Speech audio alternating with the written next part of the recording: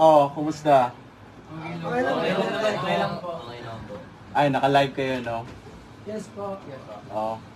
Napadaan lang ako dito para well, gusto ko sana private nating pag-usapan to, pero since naka-live na rin naman kayo, sana marinig na rin ng mga nanonood.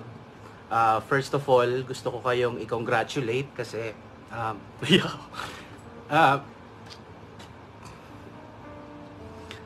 mamayang after 5 p.m. hindi na kayo sorry, nahiya tuloy ako sa manonood kasi naiiyak din ako para sa inyo. After ng premiere ng music video nyo mamaya, hindi na kayo trainees. Ano na kayo? Sana idols na kayo. Artista na kayo, singers na kayo, hindi na kayo trainees. Okay? Siguro as your creative director, gusto ko kayong balaan na hindi sure ang pagiging successful nyo, ang success ng ginagawa natin ngayon. Pwedeng maging hit yung K-Bay, sana, di ba? Pero kailangan tanggapin natin na pwede rin naman tayo sorry. Pwede rin naman tayo mag-flop, di ba? After everything that you did, lahat ng training, lahat ng paghihirap, lahat ng sakripisyo, hindi ganun ang patakaran ng ng buhay. Pwede pa rin tayo mag-flop.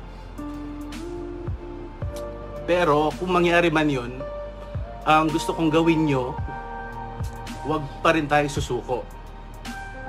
Kasi sa totoo lang, madalang yung first time tapos nag-hit agad, di ba? Yung mga successful artist ngayon, BTS for example, hindi rin naman nila nakuha sa first time, di ba? Hindi nila nakuha first time, pero they committed to whatever it is that they're doing, di ba? Nag-commit sila doon. Tapos ayun. Ngayon pa lang, tanggapin na natin na posibleng hindi tayo magtatagumpay. Pero kung sa first nating try, hindi na tayo nagtagumpay, sumuko na agad tayo, then I don't think we deserve the support of the Filipinos, di ba? Kung hindi puputok itong first song nyo, edi gawa ulit pa rin tayo, husayan nyo pa rin, husayan natin, hanggang balang araw, makuha natin yung suporta na tingin ng mga tao deserve natin. Especially kayo, deserve nyo. Kasi, di ba,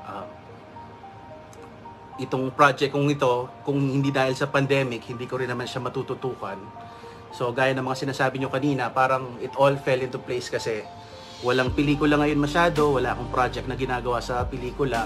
So, nagkaroon ako ng oras para ibuhos ang makakaya ko dito sa inyo. So, yan. I-prepare natin ang mga sarili natin. Basta alam natin sa sarili natin na given the situation na pandemic, mahirap gumalaw, yung oras kakaunti kumpara sa iba, we did our best pa rin. Pero doing our best doesn't entitle us to success. Tanggapin natin yun.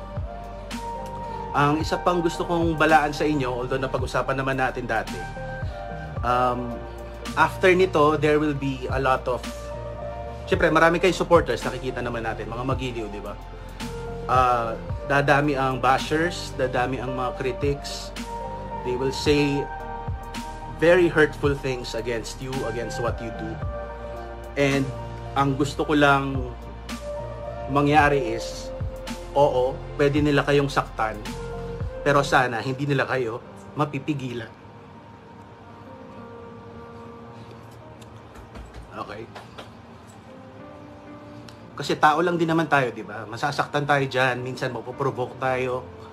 Pero yung pagsulong sa kabila ng mga sinasabing pangit, that's what makes success, di ba? So yun. And sakaling sabihin na nating mag-hit itong ano nyo, itong first song nyo, first music video nyo, meron pa rin yan, hindi nawawala yan, di ba? Meron pa rin magsasalita ng masama na parang wala ka nang ginawang tama. Especially kapag nagsasucceed yung tao, yung parang inaabangan nila na madapa ka, di ba? Na merong, halimbawa, nagkamali ng English si Alas, gagawing big issue yun, gagawing big deal, di ba?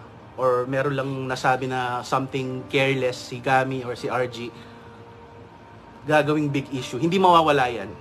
10 years na ako sa showbiz, kahit na relatively bata pa ako, maraming ganyan. So, ang gusto ko lang is, wag sanang maging rason yung mga ganun sa hindi natin pagsulong or wag sanang magpahina ng ating mga loob. Okay? Tapos, hindi rin maiiwasan kasi syempre, ang napakabata pa lang ng tinatawag na P-pop, di ba?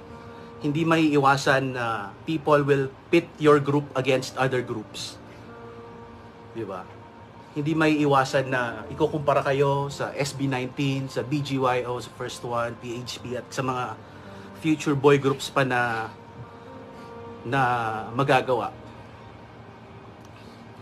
Pero, tayo, alam natin sa sarili natin kung bakit tayo nandito. Nagkataon lang siguro na pareho tayo ng hulma, na boy band din kayo, di ba? Sing and dance and rap din kayo. Pero simulat sa pool, alam nyo na ang pinasok natin sa alamat ay para sa Pilipinas. Di ba? Para sa mga kanya-kanya nyong mga probinsya, mga kanya-kanya nyong etnisidad, di ba? Yung mga taga-probinsya dito, simulat sa pool, alam natin na ang mission nyo ay itayo yung bandera ng kung anumang ethnic group ang nire-represent nyo. And as a group, alam natin na pinasok natin to kasi gusto nating itaas yung bandera ng Pilipinas. Hindi lang sa mundo Mas importante pa nga na itaas yung bandera sa mismong mga Pilipino. Dahil 'di ba, na-discuss nga natin 'di ba yung problema na parang unti-unti yung mga kabataang Pinoy nawawala yung nila, pagmamahal sa bayan, 'di ba? Pero sa mata ng tao, of course, yun lang ang tingin nila sa inyo, boy band. Just another P-pop group.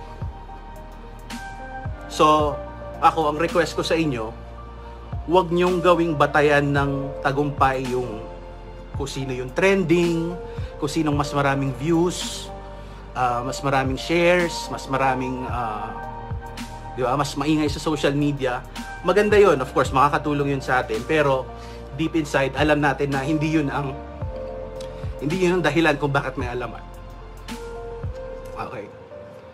Alamat was formed with a mission. At ang batayan lang natin ng tagumpay, ay kung nagawa natin yung mission na yun. Which is, gaya nga nasabi na ni Taneo doon sa press con, which is to make Filipinos love their own more. Pag nagawa natin yun, doon tayo magtatagumpay. At hanggat hindi natin nagagawa yun, hindi natin matatawag yung sarili natin na successful kahit pa nag-trending yung kanta natin or nag-trending yung hashtag ng mga fans natin. Yun ang tandaan natin. Okay. And kayo naman, as artist, ang sukatan siguro ng tagumpay dapat sa inyo is alam nyo sa sarili nyo na lagi nyong hinuhusayan at lagi kayong nagsistrive to be better than who you were yesterday. Diba?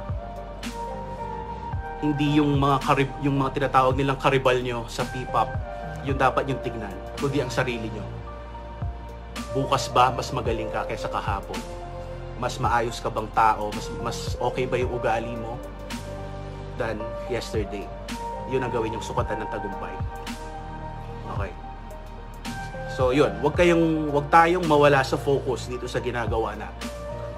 And ayun. So in about 15 minutes magde-debut na kayo, magla-launch na kayo. So 5 p.m. Ayun lang, napadaan lang ako dito para sabihin yun sa inyo para before kayo mag-officially debut, hopefully meron kayong mas matibay na pananaw kung ano tong kaletse ang pinasok nyo. Ayun. Bahala na kayo premiere. Congrats! Ingat po.